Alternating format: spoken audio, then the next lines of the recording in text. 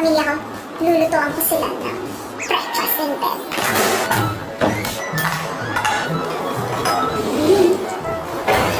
Ang gagawin mo? Papakita ko sa inyo mga tricks. Yan ang gagawin mo nandito. Wala nga, may papakita lang akong trick.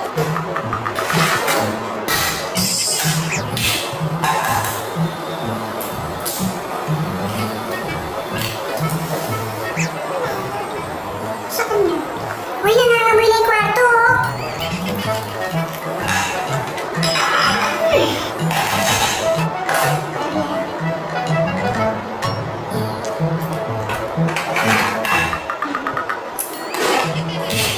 Kailangan talagang dito talaga?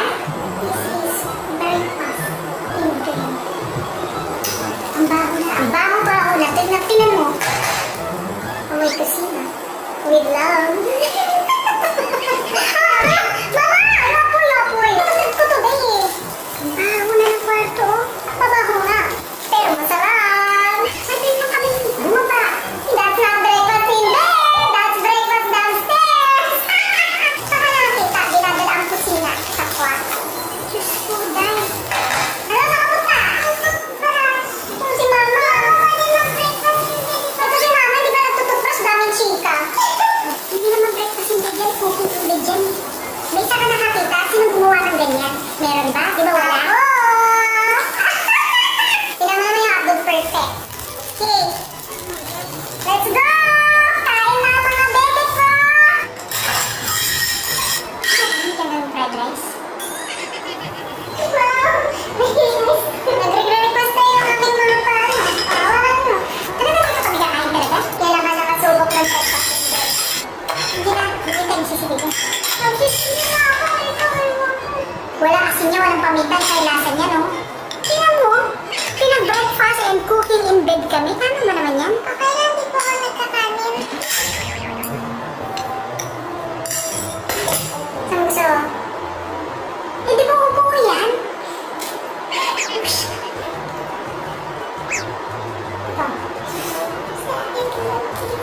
Gusto niyo ba buo? Paminta.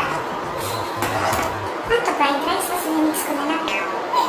Ano? Gusto mo paminta? Buo din? Pinagsama-sama mo naman eh. Gusto mo din buo? O dyan mo na sa itlog. Buo. Buo ba yung paglagay? Dito sa itlog. Tama na!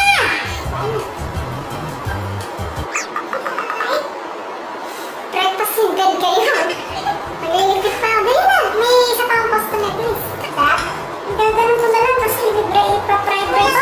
Mom! Hindi ka niya kumain. Fried rice to. Hindi mo nalagyan natin paminta kanina. Dapat, nalagyan ko. Ayun. Tama na. Isipin mo na ako. Wala naman. Wala, hilaw. Ha? Hilaw? Hilaw? Gusto? Silog na kayo na kasi. Thank you. Kaya breakfast in bed to. Kita mo pa paano ginawa. With a lot of love. You're welcome. Kakaiba to. Welcome. Thank you. Mabahong kwarto natin. Welcome. In fairness. Yung fried rice. For today's series, breakfast in bed. Cooking in bed. Sarap pa? Ngayon lang yan, huwag ka mag-breakfast ulit bukas. Masarap kasi mainit na